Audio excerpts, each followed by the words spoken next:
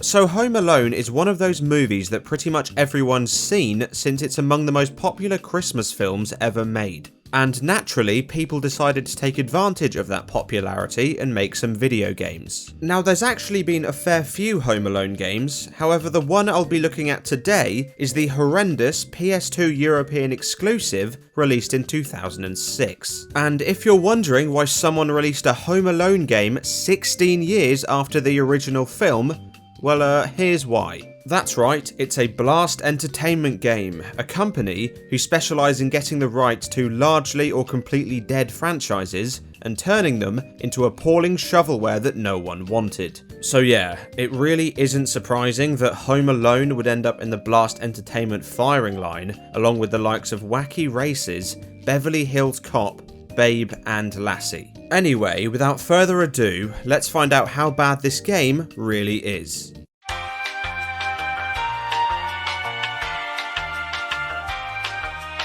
So the first thing you'll notice when you boot up this game is that bar a few very minor references, it has absolutely nothing to do with Home Alone, to the point where it's a Home Alone game in name, and that's about it. Other than that, it has literally fuck all to do with the franchise. For example, Kevin and Harry have no resemblance whatsoever to their movie counterparts, and while Marv looks okay in the menus, in-game he's fucking blonde. On top of that, they've just shoehorned in some random characters who, as far as I'm aware, never even appear in the movies. I mean, Kelly, Carl, Carly, who on earth are these people? Also, you have to love that they were seemingly so lazy they couldn't be bothered to come up with another female name that wasn't putting a Y on the end of Carl. I mean, I know it's from a notorious shovelware developer, so expecting any level of quality is basically out of the question, but still, could no one in the entire company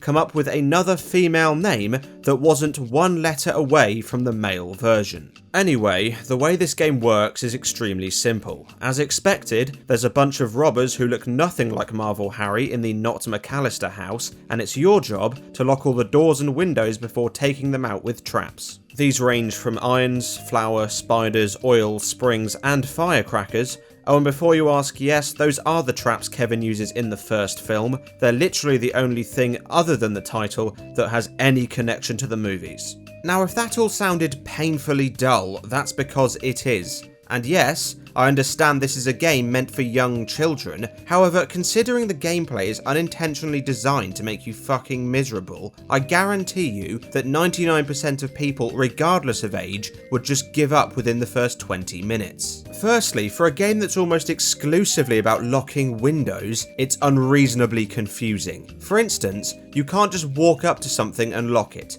No, that would be far too convenient. Instead, you have to run around collecting toolboxes.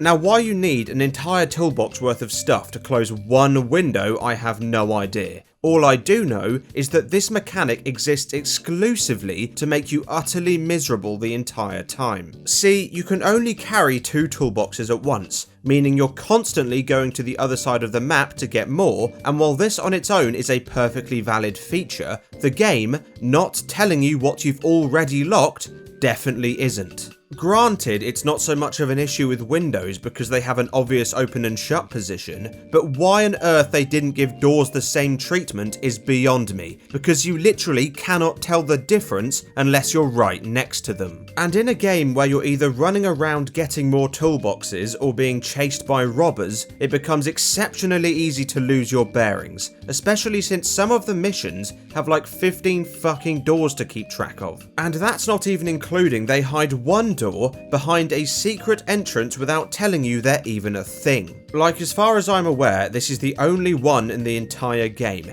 And yeah, I know it's supposed to be a secret, but only having one of them means it's something you'll never consider, let alone look for.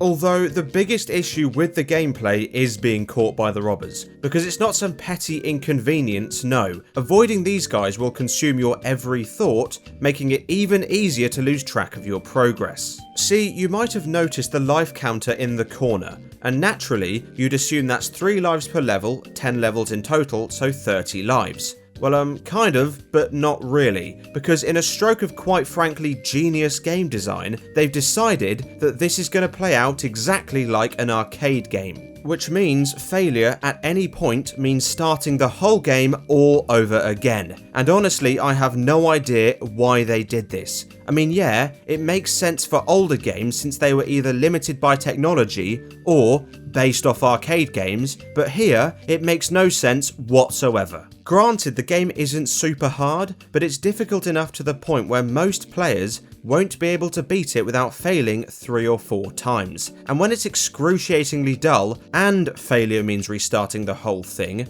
why would anyone keep playing? Also, while the traps do help to a degree, there's only a handful you'll actually want to use. The iron, flour, and firecrackers. That's it. Everything else is either impossible to use or just doesn't work. And even then, they're all kind of hit and miss, given the game's really clumsy, inaccurate controls. In fact, the main reason I failed was because I'd throw a trap at an enemy, it would ricochet off the wall, hit me, then I'd get caught.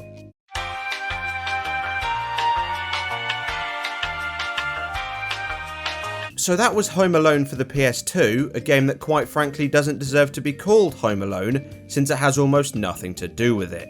And while it might not be the worst thing I've ever played, it definitely has some of the worst replay value. Also, never have I seen a game that's so disconnected from its source material. I mean, yeah, Little Britain and Beverly Hills Cop were hellish to play, but at least you could tell what they were trying to be. If I played this without looking at the cover or any of the titles, I'd have no idea what it was. Anyway, if you enjoyed the video, feel free to leave a like, comment and subscribe, and I'll see you on the next one.